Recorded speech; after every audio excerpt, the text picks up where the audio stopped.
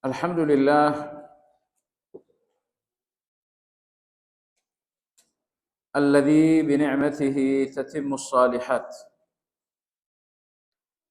wa ashhadu an la ilaha illallah wahdahu la syarika lah wa ashhadu anna Muhammadan abduhu wa rasuluhu la nabiyya ba'dah. Allahumma salli wa sallim ala Muhammad wa ala alihi wa ashabihi wa man ihtada bihadihi wastanna bisunnatihi ila yaumiddin. Ya ayyuhalladzina amanu taqullaha haqqa tuqatih wa la tamutunna illa wa antum muslimun. Kaum muslimin wal muslimat rahimakumullah. Kajian Madarijus Salikin, buah karya Imam Ibnu Qayyim al-Jauzi rahimahullah, di pagi hari ini insyaallah akan memasuki pembahasan yang kedua tentang 5 hal yang dapat merusak hati. Merusak hati yang pertama pekan lalu adalah pergaulan yang buruk.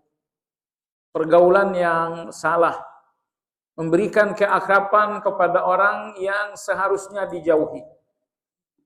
Ini sangat merusak hati. Kemudian perusak hati yang kedua, kata Ibnu Qayyim rahimahullah, untuk buku ada di halaman 651. Ibnu Qayyim berkata, perusak hati yang kedua adalah samudra angan-angan, bahrut tamanni. Artinya terus-menerus berangan-angan. Dalam hadis Nabi kita sallallahu alaihi wasallam bersabda, al-kayyisu man dana nafsahu lima ba'dal maut. Wal 'ajizu man atba'a nafsuhu hawah wa tamanna 'ala Allahil aman. Dalam hadis ini Nabi kita berbicara tentang 2 model manusia. Manusia yang pertama adalah al-kayis, seseorang yang cerdas. Yang kedua adalah al-ajiz, seseorang yang lemah. Seorang yang lemah. Siapa al-kayis? Orang yang cerdas. Kata Nabi, man dana nafsahu, orang yang terus-menerus menghitung diri. Orang yang terus-menerus mengkaji diri. Wa amila lima ba'dal maut. Lalu bersungguh-sungguh untuk beramal untuk kehidupan setelah kematian. Itu ciri orang cerdas dalam beragama. Cerdasnya Anda bukan dalam duniawi tentu, cerdasnya Anda dalam beragama, bahwa Anda terus-menerus mengkaji diri, menghitung-hitung diri, kebaikan, keburukan, waktu yang terbuang, waktu yang terisi dengan kebaikan, harta yang keluar dalam kebaikan, harta yang keluar dalam kesia-siaan. Terus-menerus mengkaji diri. Nomor 2, cerdas beragama, kata Nabi alaihi salatu wassalam, memiliki kesungguhan beramal untuk kehidupan setelah mati. Jadi mereka beramal bukan setengah hati, tapi mereka beramal sepenuh hati, yaitu amal untuk kehidupan setelah mati. Wal ajizu, adapun orang-orang yang lemah, Nabi itu juga memberikan 2 ciri. Man atba'a nafsu hawah wa tamanna 'ala Allahil aman. Orang yang lemah, kata Nabi sallallahu alaihi wasallam, adalah mereka yang terus-menerus hidup memperturut hawa nafsu. Mereka yang terus-menerus hidup mengejar-ngejar berjuang untuk hal-hal yang bernama atau bersifat hawa nafsu. Hawa nafsu adalah kelezatan-kelezatan duniawi. Dan pintu surga itu sangat jauh dari kelezatan-kelezatan. Maka Nabi kita bersabda, huffatil jannatu bil makari wa huffatin nar bisyahawat. Artinya surga itu dipagari oleh Allah dengan kebencian-kebencian. Itulah pagarnya surga. Lapar dan dahaga itu kebencian. Tapi itu pagarnya surga. Bernama puasa. Berzakat itu kebencian. Tapi itu pagarnya surga. Bangun sepertiga terakhir malam, itu pun kebencian, tapi itulah pagarnya surga. Jadi jalan surga itu pada dasarnya semuanya adalah kebencian-kebencian. Kebencian dalam arti tidak sesuai dengan keinginan hati berupa kelezatan. Tidak ada jalan surga yang lezat. Makanya jalan surga itu butuh perjuangan. Karena tidak ada yang bersifat lezat. Wa huffatin nar bisyahwat, tetapi neraka dipagari oleh Allah dengan syahwat, dengan kelezatan-kelezatan. Pergaulan bebas itu lezat. Maka itu adalah pagar dari neraka. Kikir tidak berbagi dan terus menumpuk uang. Itu juga bagi sebagian orang lezat, tapi itu adalah pagar neraka. Nah, orang-orang yang lemah, kata Nabi Shallallahu Alaihi Wasallam, mereka yang selalu mengejar-ngejar kelezatan-kelezatan hidup, kenyamanan-kenyamanan hidup. Padahal jalan surga itu sifatnya perjuangan dan bukan kelezatan. Jadi kalau Anda tidak mampu melepaskan diri dari kecenderungan mencari kelezatan, dipastikan Anda akan sangat sedikit melakukan perjalanan menuju surga. Karena perjalanan surga itu tidak ada yang lezat. Semuanya perjuangan. Semuanya kesungguhan. Semuanya keseriusan. Nah, lalu tanda yang kedua, watamanna 'alallahil amani. Orang-orang yang lemah, kehidupannya adalah hawa nafsu, sementara mereka terus menumpuk angan-angan tentang kepada Allah Subhanahu wa taala. Hidupnya hawa nafsu, tapi melihat surga. Hidupnya hawa nafsu, tapi melihat keselamatan dari neraka. Maka Nabi Shallallahu Alaihi Wasallam bersabda, kalau kehidupanmu hawa nafsu, maka surgamu adalah angan-angan. Nabi bersabda, kalau kehidupanmu adalah hawa nafsu, selamatmu dari neraka adalah angan-angan. Kalau kehidupan yang dijalani adalah hawa nafsu, maka kematian husnul khatimah adalah angan-angan. Jadi menginginkan sesuatu tanpa ikhtiar itu namanya angan-angan. Adapun menginginkan sesuatu dengan kesungguhan ikhtiar itu namanya cita-cita. Jadi ini dua hal yang bertolak belakang. Keinginan disertai dengan ikhtiar namanya cita-cita, dan nanti akan ada pembahasan. Adapun keinginan-keinginan tetapi dengan perilaku yang bertolak belakang dengan keinginan, ini dinamakan angan-angan. Keinginan surga tapi kehidupan hawa nafsu itu bertolak belakang. Maka keinginan surga Anda tidak dinamakan cita-cita, melainkan dinamakan dengan angan-angan. Dan angan-angan, kata Nabi alaihi salatu wassalam, tanda lemahnya seseorang. Lemah imannya, lemah juga fikirannya. Baiklah, kata Imam Ibnu Qayyim rahimahullah ta'ala, perusak hati yang kedua adalah mengarungi samudra angan-angan. Ia adalah lautan yang tidak bertepi, lautan yang diarungi oleh orang-orang yang bangkrut atau muflis di dunia ini. Sebagaimana dikatakan, angan-angan adalah modal utama orang-orang yang bangkrut. Orang-orang yang bangkrut itu tidak ada modal yang real. Tapi mereka melihat keuntungan padahal nggak ada modal.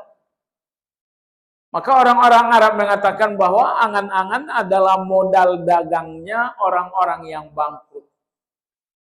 Seorang yang bangkrut melihat keuntungan, nah berarti modalnya adalah angan-angan. Baik jamaah sekalian yang saya hormati, kata Imam Ibnu Qayyim rahimahullah, dagangan para pengarung samudra ini hanyalah janji-janji setan, hayalan mustahil dan kedustaan.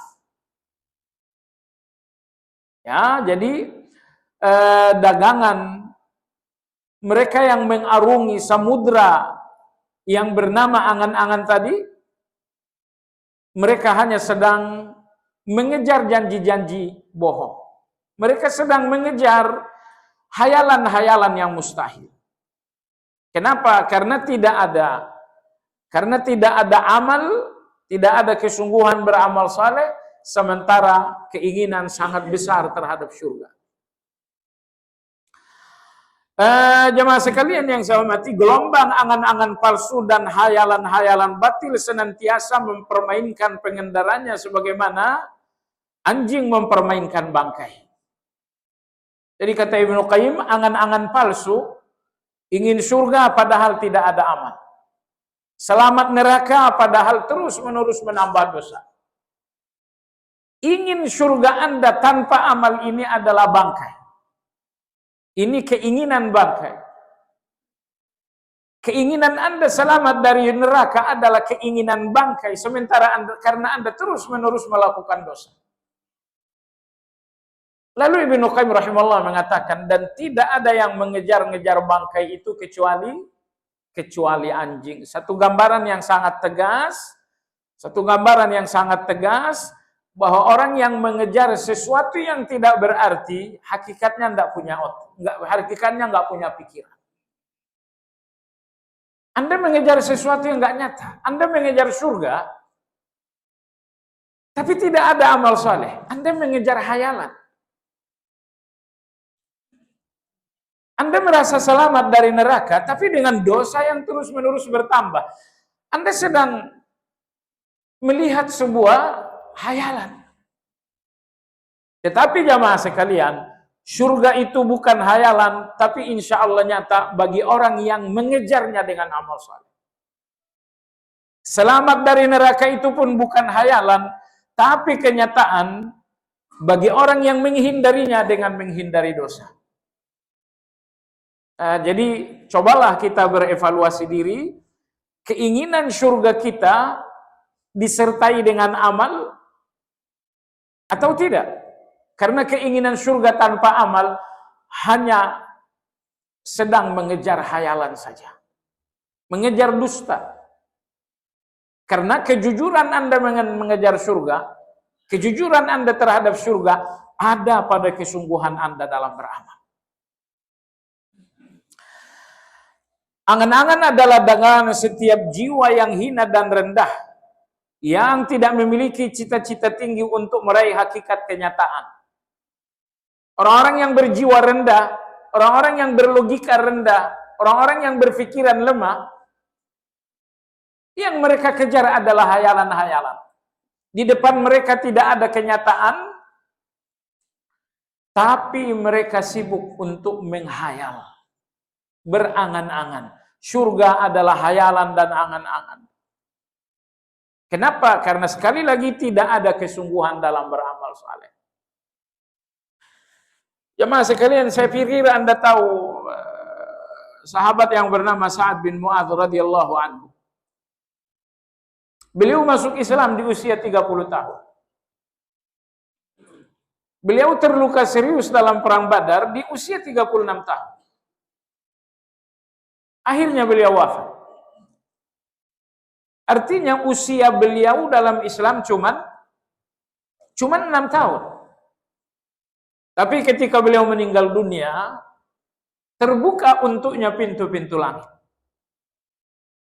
Bergetar untuknya arasnya Allah Subhanahu wa ta'ala. Turun melayat jenazahnya 70.000 malaikat. Nih, coba bayangkan 3 hal ini. Semua pintu-pintu langit dibuka oleh Allah untuk ruhnya Sa'ad bin Mu'adz. 70.000 malaikat diturunkan oleh Allah untuk melayat dan menyolatkan jenazah beliau. Saat pemakaman Sa'ad bin Mu'adz radhiyallahu anhu, Madinah bergetar. Sahabat bertanya, ada apa ya Rasulullah? Kata Nabi sallam, ihtazza arsyur rahmani limauti Sa'ad. Arsy Allah bergetar karena kematian Sa'ad. Sedemikian luar biasanya malaikat turun, jumlahnya tidak tanggung-tanggung 70.000, pintu-pintu langit terbuka, arsy Allah bergetar untuk kematian seseorang yang hanya memiliki usia 6 tahun dalam berislam. Usia Anda dalam berislam sekarang sudah berapa tahun? Sebagian kita telah menjalani Islam ini 30 tahun. Sebagian kita telah memiliki Islam ini 60 tahun. Pertanyaan jamaah sekalian, di hari besok Anda pulang, terjadikah apa yang terjadi terhadap Sa'ad bin Mu'adz? Atau terjadikah sesuatu yang mendekati itu? Jamaah sekalian yang saya hormati, satu pertanyaan besar. Hanya saja yang ingin kita tegaskan jamaah sekalian, Sa'ad bin Mu'adz dengan perjalanannya yang singkat bersama Islam tidak mencapai karomah tadi dengan angan-angan, tetapi dengan kesungguhan beramal saleh yang sangat luar biasa. Ya, dengan kesungguhan amal saleh yang sangat luar biasa. Anda jangan berpikir karamah tadi hanya untuk Sa'ad bin Mu'adz. Anda akan memilikinya atau memiliki sesuatu yang sama, yang mirip. Apabila Anda melakukan sesuatu yang mirip dengan apa yang dilakukan oleh Sa'ad bin Mu'adz radhiyallahu taala anhu.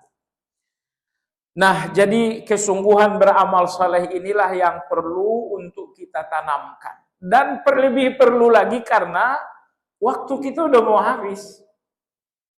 Kesempatan kita semakin sempit, mau semakin habis. Di kesempatan yang sudah sangat sempit, masihkah kita akan bermain-main? Hitungan hari untuk kepulangan, masihkah kita masih belum serius juga?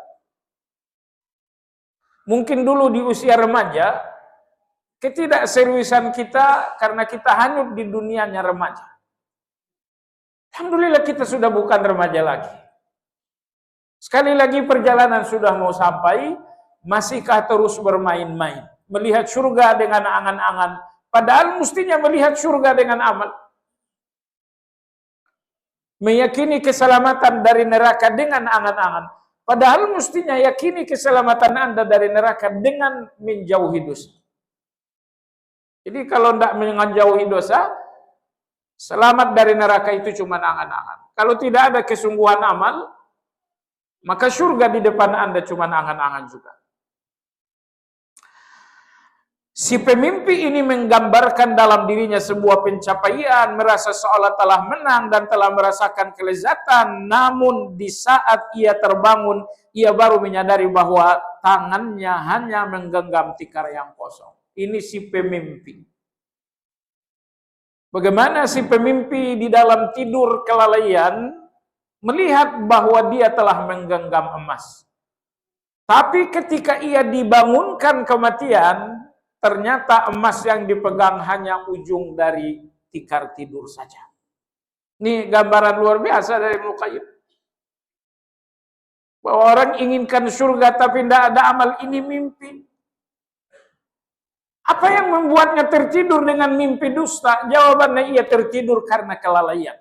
Kelalaian menidurkan seseorang. Tidur menghilangkan akal sehat, kelalaian juga merampok akal sehat. Tapi jamaah sekalian, kapankah orang yang tidur dengan kelalaian bangun kembali? Jawabannya ketika maut datang, barulah tidur kelalaian itu kemudian selesai. Lalu di dalam tidur kelalaian Anda bermimpi menggenggam emas, padahal sesungguhnya yang Anda genggam hanyalah ujung dari tikar yang sangat rapuh. Baik jamaah sekalian yang saya hormati.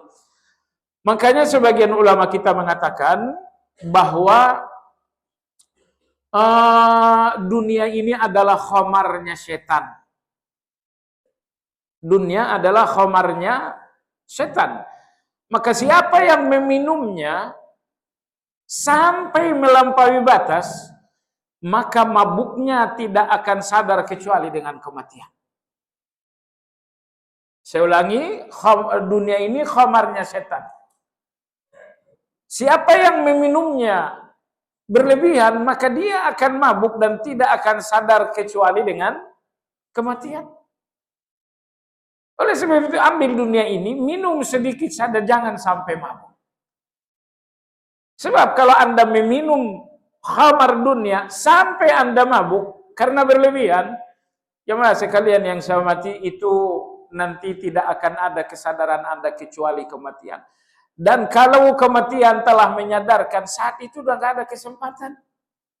Penyesalan Anda, penyesalan yang tidak berarti lagi. Saat ini penyesalan Anda berarti. Penyesalan Anda saat ini membuat Anda terus berbenah, berkemas, membuat Anda terus menjalankan amal saleh. Adapun penyesalan saat waktu Anda sudah habis, itu penyesalan nggak berguna sama sekali. Oleh sebab itu, minumlah khamar atau anggur dunia ini, tapi jangan berlebihan. Kalau sampai meminum anggur dunia berlebihan, Anda akan mabuk, dan yang mabuk dengan dunia tidak akan ada sadarnya kecuali dengan kematian alias ketika kesempatan sudah berakhir. Jemaah sekalian yang saya hormati, jadi hubungan dengan dunia ini harus dijaga. Ya, supaya akhirat itu tidak jadi angan-angan. Kaum salafus saleh sangat memperingatkan agar jangan sampai panjang angan-angan.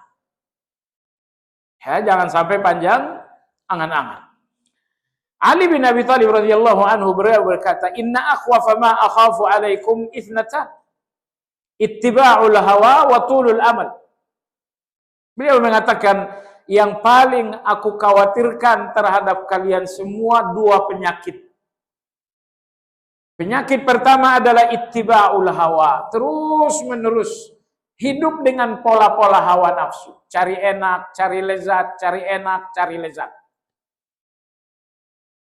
Hal kedua yang paling kutakutkan terhadap kalian adalah tulul amal, panjang angan-angan. Kata Ali radhiyallahu anhu, fa amma ittiba'ul hawa fayasuddu 'anil haqq wa amma tulul amal fayunsil akhirah. Beliau mengatakan, kalau hidup kalian adalah hidup hawa nafsu, maka kalian sangat jauh dari kebenaran. Karena kebenaran itu tidak diperoleh melalui jalan hawa nafsu. Kebenaran tidak diperoleh dengan jalan hawa nafsu. Seberapa besar kecenderungan Anda terhadap hawa nafsu, sebesar itu Anda akan kehilangan kebenaran. Tengah malam, kalau Anda masih cenderung memeluk hawa nafsu tidur, Anda nggak akan memiliki salat tahajud. Selesai subuh, kalau Anda masih hanyut dalam hawa nafsu, Anda nggak akan memiliki zikir pagi. Kapan Anda memiliki ibadah? Ketika Anda sudah mulai melepaskan hawa nafsu tersebut. Maka Ali bin Abi Thalib radhiyallahu anhu berkata, penyakit berbahaya yang pertama adalah ittiba'ul hawa. Pola-pola hidup yang masih hawa nafsu. Karena pola hidup hawa nafsu akan menjauhkan kalian dari kebenaran. Kenapa? Karena kebenaran dengan hawa nafsu bertolak belakang. Kebenaran dan hawa nafsu bertolak belakang.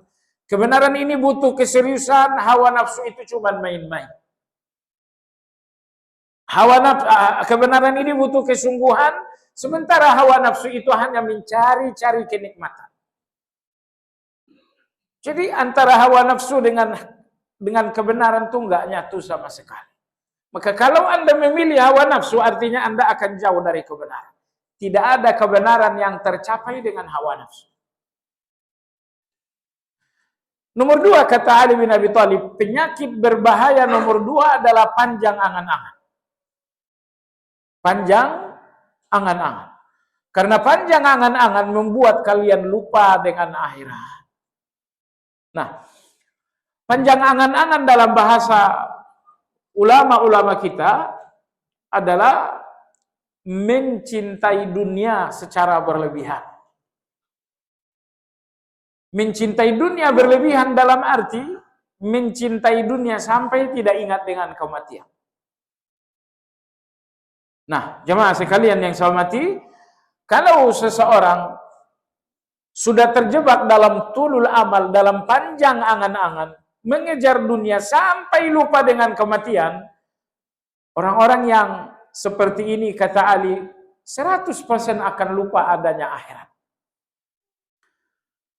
Sehingga karena angan-angan duniawi panjang, sehingga surga mereka pun angan-angan juga. Angan-angan duniawi membuat Anda lalai dengan kematian, sehingga Anda pun lalai dengan surga yang menjadi akhir perjalanan yang seharusnya. Imam Hasanul Basri rahimahullahu ta'ala beliau berkata, ma atala abdunil amal illa asa'al amal. Beliau mengatakan apabila seseorang telah panjang angan-angannya terhadap dunia, saya ingin A, ingin B, ingin C, dan dia sama sekali tidak melihat kematian. Saya ingin uang, saya ingin bisnis, saya ingin pejabat, saya ingin. Jemaah sekalian rahimakumullah, apabila seseorang telah panjang angan-angan dalam hal duniawi, 100% amalnya akan rusak. Tidak ada amal yang lurus dari seseorang yang panjang angan-angan. Sebagian kaum salafus saleh ditanya, kapan seseorang dinamakan panjang angan-angan? Jawabannya, semua keinginan yang membuat Anda nggak suka dengan kematian, keinginan tersebut dinamakan dengan panjang angan-angan. Saya lagi buka bisnis, dan ini modalnya besar, prospeknya luar biasa. Gimana kalau besok Anda mati? Jangan dulu. Semua keinginan yang membuat Anda tidak suka dengan kematian, keinginan tadi dinamakan dengan panjang angan-angan. Nah, kalau dunia ini panjang angan-angan Anda, sekali lagi surga pun akan hanya angan-angan saja. Karena orang yang panjang angan-angan, kata Imam Hasanul Basri, tidak ada amal mereka yang baik. Siapa yang panjang angan-angan, amalnya pun akan menjadi rusak. Amalnya pun akan menjadi buruk. Kenapa demikian? Karena banyak angan-angan yang tidak tercapai kecuali dengan perilaku yang buruk. Mayoritas angan-angan tidak tercapai kecuali dengan perilaku yang buruk. Perilaku yang buruk bahwa melalaikan salat, perilaku yang buruk bahwa kita melanggar aturan, mengabaikan kebaikan, kemudian melanggar aturan, melanjutkan dosa dan kemungkaran. Ini konsekuensi kalau sudah panjang angan-angan. Jadi Anda tidak lagi punya nilai karena keinginannya terlalu besar. Saya ingin, jadi lupa. Nggak boleh riba. Ingin, lupa kalau salat harus di awal waktu. Kalau seseorang sudah panjang angan-angan, amalnya pasti rusak. Begitu kata Imam Hasanul Basri. Jemaah sekalian, Imam Al-Qurtubi rahimahullahu ta'ala beliau mengatakan bahwa panjang angan-angan tentang dunia, padahal kematian di depan mata. Panjang angan-angan sementara perjalanan sangat pendek. Ulangi, panjang angan-angan padahal perjalanan Anda sangat pendek. Pendek kan angan-angan karena waktu Anda juga sudah pendek. Maka Imam Al-Qurtubi rahimahullah mengatakan, orang yang panjang angan-angan sementara sisa waktu sangat sempit, ini adalah penyakit yang sangat berbahaya. Panjang angan-angan dengan waktu Anda yang panjang masih oke. Cuman dari mana Anda tahu bahwa Anda punya waktu yang panjang untuk angan-angan panjang Anda? Dari mana Anda tahu? Tidak ada yang tahu. Nah, oleh sebab itu, jangan berspekulasi dengan keselamatan. Kalau Anda nggak tahu waktu yang Anda miliki panjang, Anda nggak tahu ini panjang atau tidak, jangan panjang angan-angan. Jemaah sekalian yang saya hormati, ulama-ulama kita menegaskan bahwa dua hal yang menyebabkan manusia panjang angan-angan tentang dunia. Dua hal. Yang pertama adalah hubbud dunia. Kecintaan terhadap dunia. Hubungan kita dengan dunia ini hubungan butuh, bukan hubungan cinta. Siapapun yang memberikan hubungan cinta dengan dunia akan melarang. Ulama-ulama kita memberikan gambaran seperti ini. Dunia seperti seorang nenek yang sudah tua dan bangka. Tapi karena si dunia ini memiliki segala-galanya, dia mampu mengubah uban menjadi hitam, dia mampu mengubah ompong punya gigi, dan dia mampu membuat kulit-kulit keriput menjadi lebih kencang lagi. Kenapa? Karena dia punya uang yang sangat banyak. Dia dunia namanya. Bukan cuma itu, dia mampu membeli baju yang mahal, dia mampu membeli kendaraan yang mahal, dia memiliki tempat tinggal yang megah. Akhirnya si nenek dunia tua renta tadi dengan poles nampak seperti masih sangat muda. Maka datanglah seseorang yang tertipu menghampiri. Beliau mengatakan, saya cinta dengan Anda. Lalu dunia mengatakan, tidak jadi soal kamu mencintai saya, bahkan saya rela menikah dengan Anda, tapi maharnya berat. Orang yang tertipu tadi mengatakan, apa mahar untuk bisa menikahi? Dunia mengatakan, maharnya cuma satu, lupakan akhiratmu, kita menikah. Hanya itu saja mahar.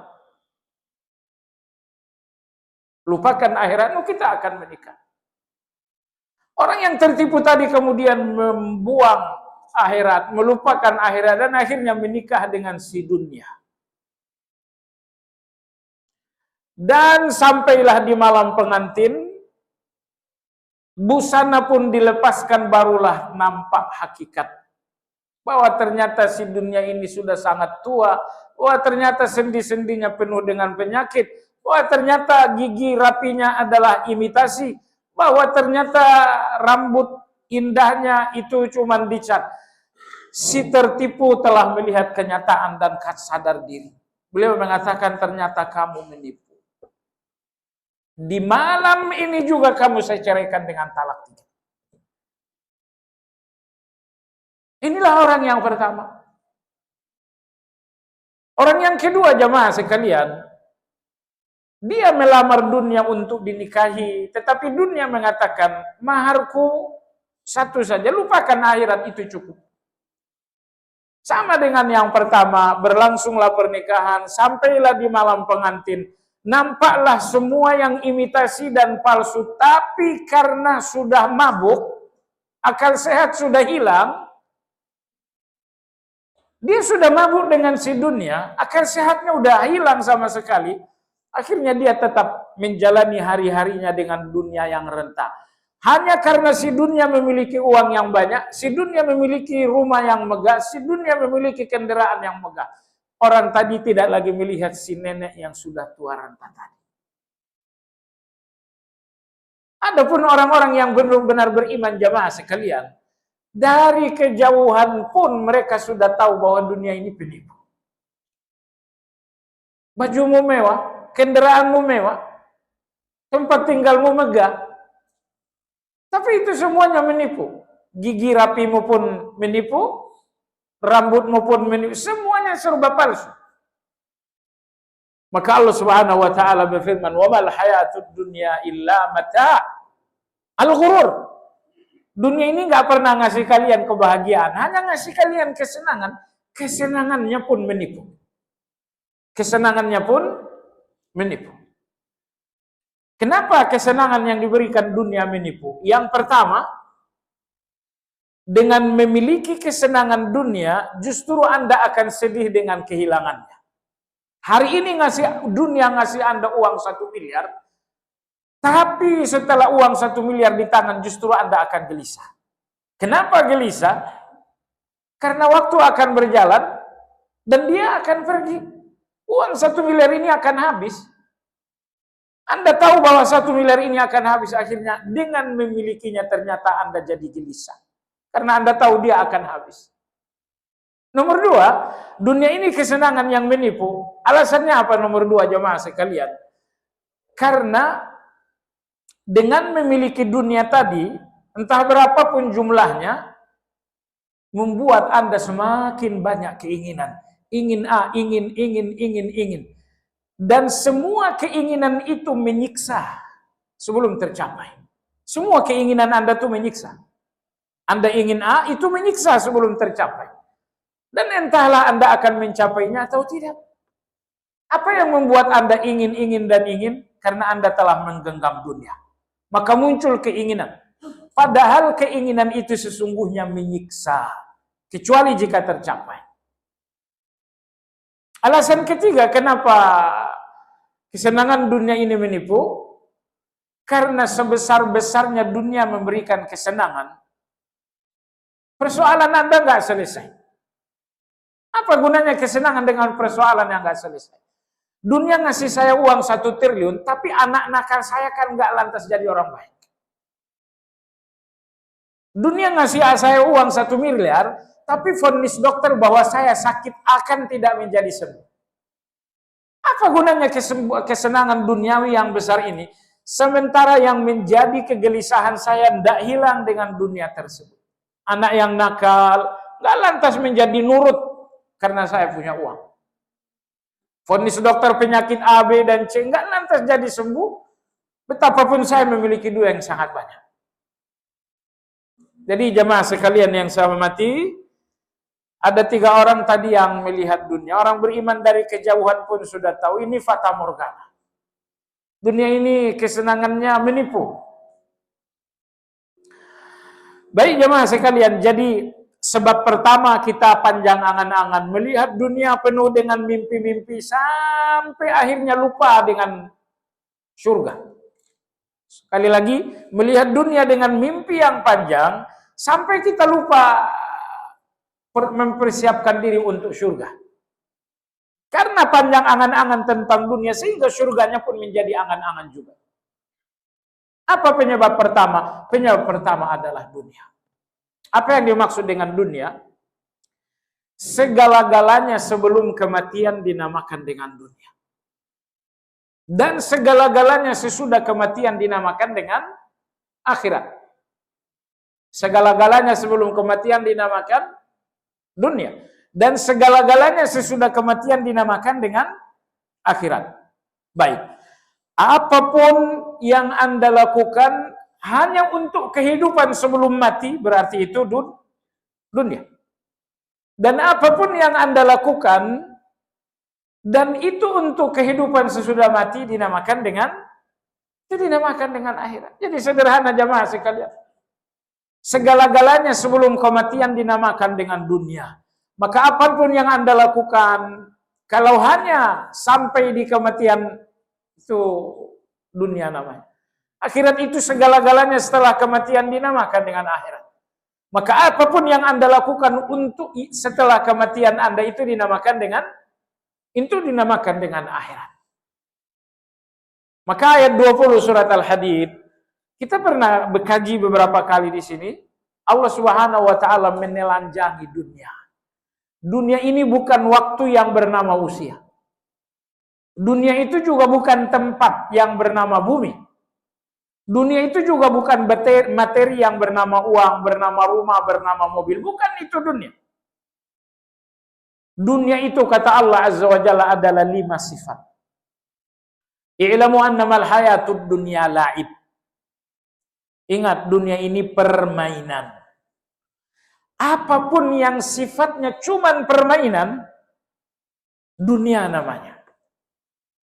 Nabi kita sallallahu alaihi wasallam suka kita bermain kuda dan panah. Kenapa? Karena kuda memiliki nilai jihad. Main panah memiliki nilai jihad. Tapi kalau cuma main catur, apa nilainya? Permainan aja kan? Ini dunia namanya. Jadi segala-galanya yang hanya bernilai permainan itu dinamakan dengan dunia.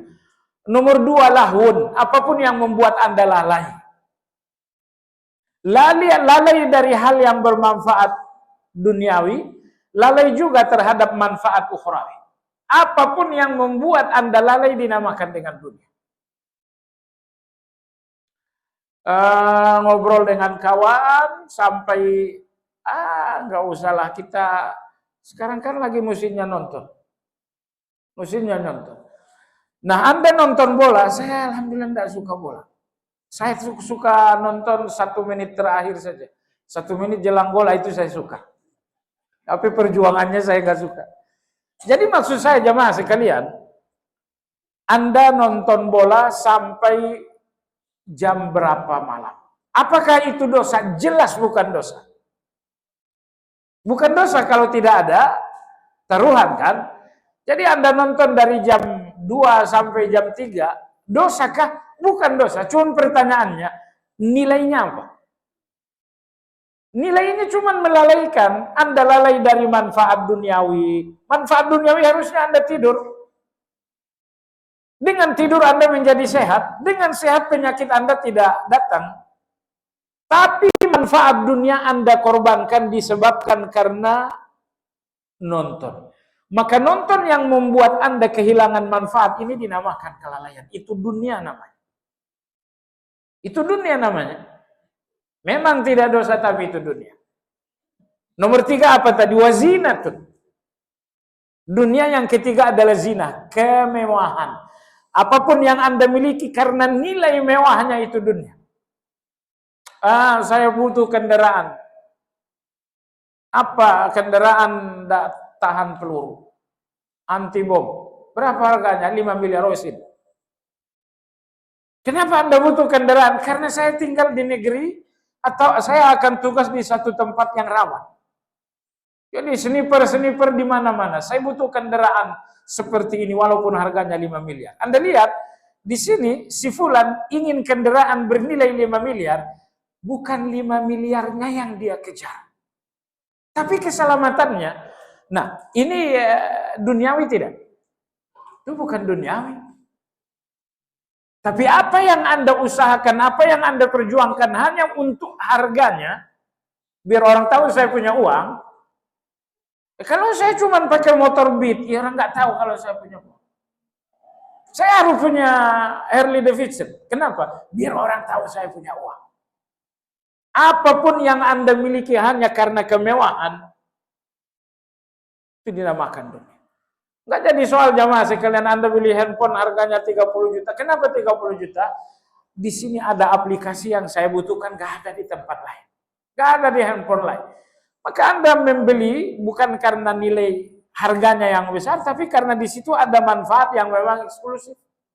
Ini tidak dinamakan dengan dunia. Maka dunia yang ketiga adalah zina. Kecenderungan terhadap kemewahan. Imam Ghazali rahimahullah dalam kitab Ihya Ulumuddin, beliau mengatakan, semua orang yang punya kecenderungan terhadap kemewahan pasti banyak melakukan dosa. Kata Ibnu Qayyim ada 6 pintu dosa, pintu setan untuk manusia. Salah satu pintu setan itu adalah hubbuz zina, ambisi kemewahan. Punya rumah? Enggak jadi soal Anda punya rumah 2 kilometer, kalau memang itu kebutuhan. Tapi kalau punya rumah intinya cuma untuk kemewahan saja, itu duniawi. Baik, dunia yang keempat adalah tafakhur, bangga-banggaan. Apapun yang Anda kejar, apapun yang Anda miliki hanya untuk bangga-banggaan, itu duniawi. Main gym. Kalau tujuan Anda main gym untuk kesehatan, mantap, silakan itu. Jangan-jangan itu memiliki nilai jihad. Tapi kalau tujuan Anda dengan gym ini biar pakai kaos ketat, sebentar begini, oh ternyata tujuan Anda untuk bangga-banggaan. Jemaah sekalian, bangga-banggaan ini cabangnya takabur. Tidak ada kebiasaan, kecenderungan bangga-banggaan, kecuali dari orang yang lemah akal sehat. Dunia yang terakhir adalah takasur, yang kelima. Takasur, apa takasur? Menumpuk. Takasur itu adu banyak, artinya menumpuk. Nggak jadi soal Anda punya uang 5 triliun, tapi motifnya jangan menumpuk. Kenapa 5 triliun? Saya pengen bikin 500 masjid di Indonesia. Wah, 5 triliun tadi bukan untuk menumpuk, tapi Anda inginkan kebaikan. Baik jemaah sekalian yang saya hormati. Jadi ini penyebab pertama panjang angan-angan. Panjang angan-angan dengan dunia membuat Anda memiliki surga yang juga cuma surga angan-angan. Ada satu nasihat dari Mu'adz bin Jabal radhiyallahu anhu. Kata Mu'adz radhiyallahu anhu, "Lan yablugha ahadun zuran ila iman illa bi thalath." Seseorang di antara kalian tidak akan mencapai puncaknya iman kecuali dengan 3. Kalau Anda memiliki 3 hal ini, artinya Anda sudah sampai di puncak keimanan. Tapi kalau Anda belum memiliki 3 hal ini, perjalanan iman Anda baru di kaki gunung dan belum sampai di puncak. Yang pertama kata Mu'adz bin Jabal, lebih menyukai rendah daripada tinggi. Lebih suka kecil daripada besar. Maksud beliau apa? Maksud beliau adalah tawadhu. Lebih suka diam daripada banyak berbicara. Lebih suka tersembunyi daripada jadi seorang yang populer. Ini nomor 1. Lebih menginginkan rendah daripada ketinggian. Maka terus merendah. Dia enggak meninggikan diri. Ini nomor 1. Alias tawadhu. Nomor 2 kata beliau, bahwa dia lebih mencintai kesederhanaan daripada kemewahan. Wa an yuhibbal qalila aktsara minal katsir. Dia lebih menginginkan kesederhanaan daripada kemewahan.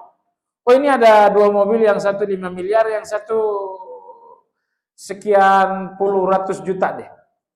200-300 juta. Setiap ada 2 pilihan, dia selalu memilih yang pilihan murah. Jadi lebih mencintai yang sederhana daripada yang mewah. Nomor 3 kata Mu'adz bin Jabal, bahwa bagi Anda sama saja antara orang yang cinta dan orang yang benci, antara orang yang mencela atau orang yang memuji, sepanjang itu karena Allah. Si fulan memuji saya, si fulan mencela saya, tapi dua-duanya karena Allah. Bagi saya sama aja. Yang memuji karena Allah berarti apresiasi. Yang mencela karena Allah berarti nasihat. Kalau Anda masih condong kepada yang memuji dan tidak suka dengan yang mencela, padahal cela ini adalah nasihat, Anda belum sampai pada puncak keimanan. Itu tadi 3 nasihat dari Mu'adz bin Jabal radhiyallahu anhu. Penyebab pertama panjang angan-angan apa? Hubud dunia. Ya, penyebab kedua jemaah sekalian dari panjang angan-angan apa? Yang kedua adalah al-ghurur, ketertipuan. Ketertipuan dengan waktu yang masih panjang padahal mati sudah di depan mata. Ketertipuan dengan surga padahal belum berbuat apa-apa. Anda melihat surga tetapi tidak ada amal, ini ketertipuan. Yahya bin Mu'adz rahimahullah ta'ala, beliau mengatakan ketertipuan yang pertama menginginkan surga tapi dengan amalnya orang-orang neraka. Ketertipuan yang kedua yakin dengan ampunan padahal dengan dosa yang tidak berhenti. Itu ketertipuan namanya. Yang pertama tadi yakin dengan surga padahal dengan perilaku maksiat. Nomor 2 yakin dengan ampunan Allah padahal dengan dosa yang tidak berhenti. Itu ketertipuan. Orang yang tertipu itu bukan orang yang pintar. Baik. Jadi penyebab kedua seseorang panjang angan adalah ketertipuan. Jemaah sekalian yang saya hormati, dan obat paling mujarab untuk menyembuhkan panjang angan-angan ini apa? Obat paling mujarab yang pertama adalah ilmu. Obat paling mujarab adalah ilmu. Nah, di sini Anda evaluasilah. Kalau Anda sudah bertahun-tahun mengaji, tetapi kecenderungan panjang angan-angan ini belum berkurang, ngaji bertahun-tahun ini percuma. Keluar masuk masjid, keluar masuk tabligh akbar. Pertanyaan, panjang angan-angan Anda bagaimana dengan ngaji? Kalau dengan ngaji Anda jadi pendek angan-angan terhadap dunia, ngaji Anda sukses.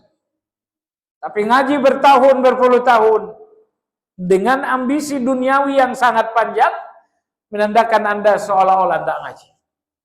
Maka dalam Al-Quran Allah berfirman tentang sekelompok orang yang melihat kemewahan Qarun. Qarun datang di hari Lebaran dengan kemewahan yang luar biasa. Maka sejumlah orang berdecak, alangkah beruntungnya Qarun. Tapi muncul sebagian orang, waqala alladziina utul ilm. Berkatalah orang-orang yang memiliki ilmu, wailakum thawabullahi khairun liman amana wa 'amila shalihan wa la yulaqqaha illa sabirun.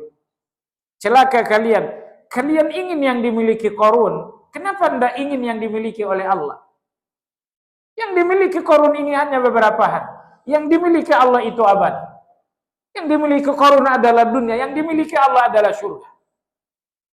Kalian melihat harta Qarun ini keuntungan, padahal ini hanya beberapa hari. Yang dimiliki Allah yaitu surga, itu abadi.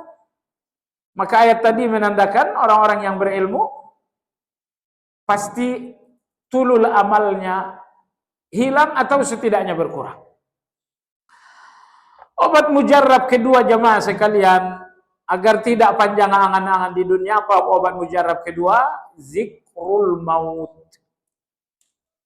Ingat kematian. Ingat kematian. La ilaha illallah. Tidak seorang pun selalu ingat kematian, melainkan akan tumbuh semangatnya beramal. Akan hilang kecenderungannya terhadap dosa. Anda tahu malam ini Anda akan wafat. Malam ini insya Allah saya pulang. Jemaah sekalian, dengan melihat kematian dekat, menjadi Anda lebih cepat mati enggak?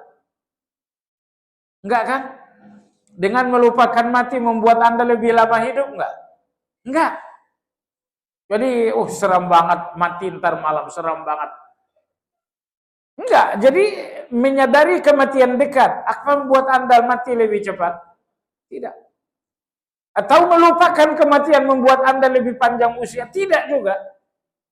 Tapi ingat, semua orang yang melihat kematiannya sangat dekat, kesungguhannya dalam amal soleh 100% akan tumbuh. Bukan cuma kesungguhan, bahkan amal soleh pun akan memberikan rasa. Salatnya dengan rasa, zikirnya nikmat, puasanya nikmat. Kenapa? Sebentar lagi saya mau mati.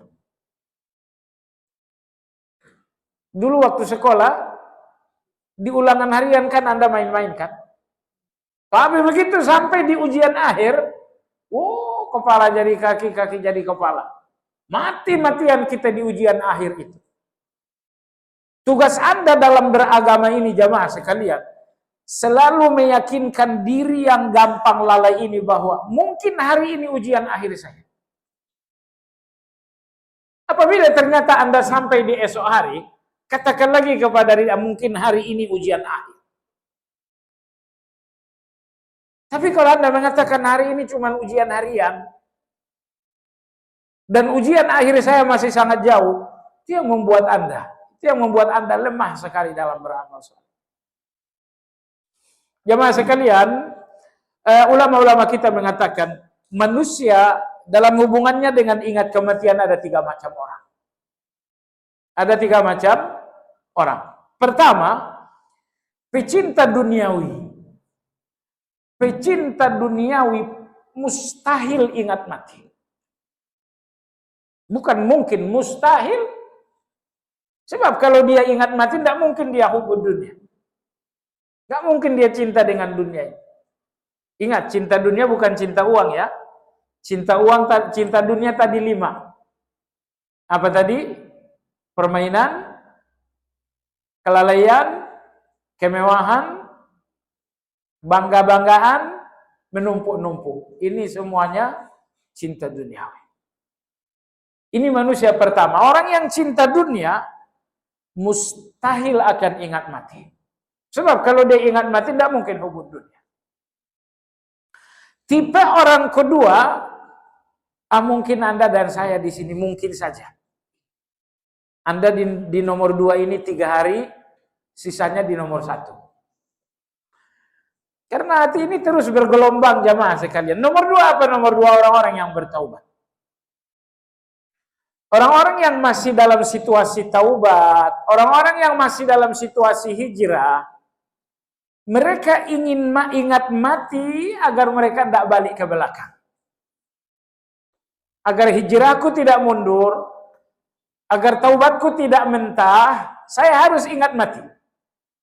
Ini nomor 2. Tetapi nomor 3 adalah mereka-mereka yang telah sempurna ma'rifatullah. Mereka telah mengenal Allah, mereka telah mengenal diri. Mereka-mereka yang telah mengenal Allah Azza wa Jalla, kematian, ingat mati bagi mereka adalah kesempatan bertemu dengan yang mereka cintai. Kamu kenapa ingat mati? Ya karena kematian ini gerbangku untuk bertemu dengan yang aku cintai. Jadi inilah 3 golongan manusia dalam hubungannya dengan ingat mati. Nomor 1, pecinta dunia mustahil ingat mati. Nomor 2, orang-orang yang dalam proses berbenah, hijrah, taubat, orang seperti ini akan ingat mati tapi untuk supaya tidak mundur. Nomor 3, orang-orang yang telah ma'rifatullah, mereka ingat mati, ya tentu saja untuk menghalangi dosa, tapi lebih dari itu mereka melihat kematian sebagai gerbang untuk bertemu dengan Allah. Artinya nomor 3 ini melihat kematian dengan rasa nikmat. Mereka ingat mati dan menikmatinya. Mereka ingat mati dan menikmatinya. Karena bagi mereka, mengingat kematian artinya mengingat satu pintu yang membawa mereka bertemu dengan Allah Subhanahu wa taala. Baik jamaah sekalian, sekira sampai di sini. Di bagian bawah Ibnu Qayyim membedakan antara angan-angan dan cita-cita, tapi tadi sudah kita sampaikan. Cita-cita atau himmah, satu keinginan yang disertai dengan kesungguhan. Adapun angan-angan, satu keinginan tanpa kesungguhan. Wallahu a'lam. Ya, demikian kajian kita hari ini. Semoga bermanfaat. Bagi Anda bertanya, dipersilakan. Dengan zikir kafaratul majlis.